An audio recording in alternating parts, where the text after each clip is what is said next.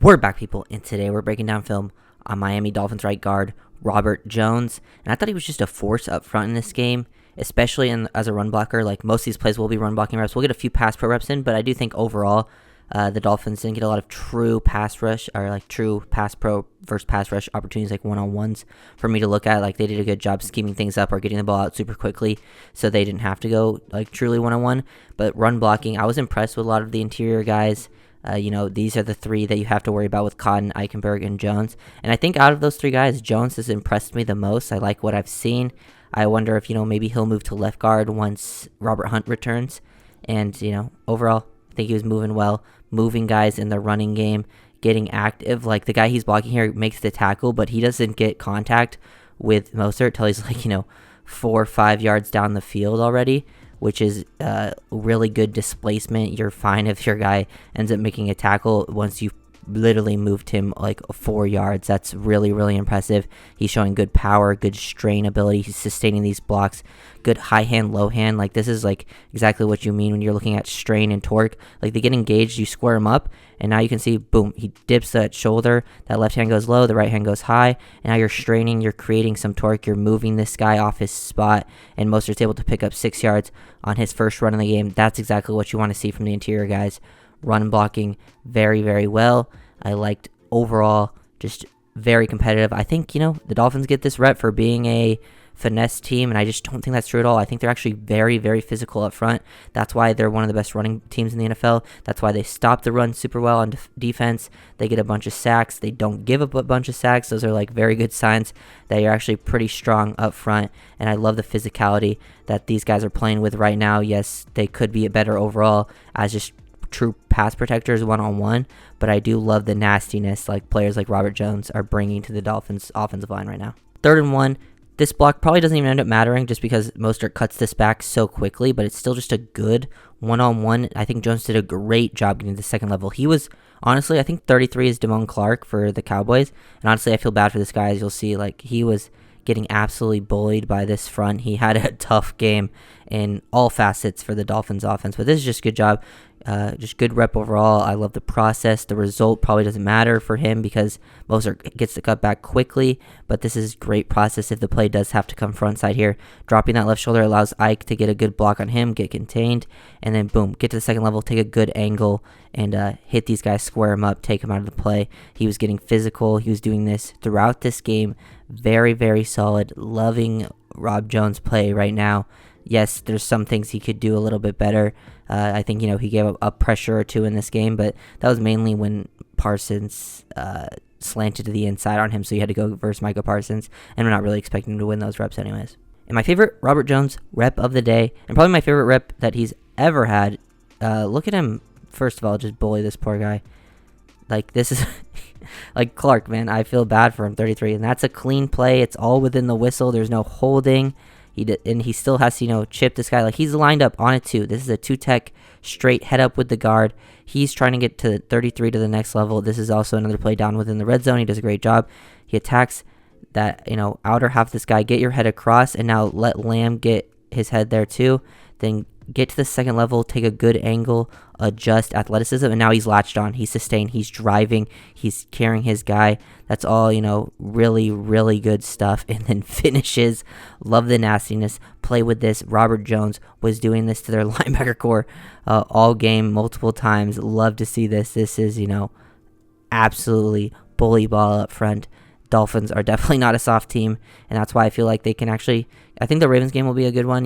Overall, I just want to see the Dolphins. I obviously want them to win. If they're competitive and they end up taking the loss, I won't be as mad. The Ravens are one of the best teams in the NFL, but I think if they can keep up with the physicality, I think they have a good shot of winning. You go either way in Baltimore. I think the offense has a good shot if they can, get that running game going. And I think with even, the backup offensive line, they've done a really good job as run blockers. Like I was saying, a lot of these plays are just going to be running plays.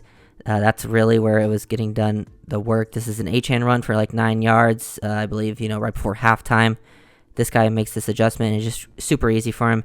And this is just good power, strength at the point of attack. Use your torque, hand placement as well. You get engaged, you get off the ball, and use that right hand to just, boom, torque him across right here. He's already where you want him, and you can see him use that outside right hand to extend, torque, you have high hand, low hand. Now you have your hips across exactly where you want, and Achane is able to make this cut back to the other side. Like, he's trying to work off the back of Cotton here. Parsons actually makes a good play, but Achane plays bigger than his size as well, so runs to the arm tackle, and then just good job from Hunt, just positioning wise, nuance with the hand placement, extension, getting exactly where you want, run blocking, doing this for his defensive lineman, and he's also, shown that he's very good at climbing to the second level. I think he's been an underrated player for them. He was pretty solid last year for the Dolphins as an interior guy, and I think out of like the interior offensive linemen, the backups, he's probably their best option. I think if Jones didn't get hurt in the preseason, he actually had a good chance to start the season at left guard where Wynn was going, and I think, that's probably where he should end up, because I think Wynn's probably done for the year. That's probably where he should end up if everyone is able to come back healthy. Obviously, Williams is out for season, so Eichenberg at center. Hunt comes back to right guard, and then it's either Cotton or Jones for the left guard position. They currently have Cotton playing there, but I would like to see Robert Jones get that shot. Here we get to have a pass pro rep, and this is on the Raheem Mostert touchdown, the only touchdown they had in this game. They kicked a lot of field goals. This is just, boom, good recognizing the stunt. The ball is obviously coming out fairly quick, but this one does take a little bit longer to develop, running this mesh type work. They motion this across and leak Mostert back to the opposite side. They're trying to work a stunt up front.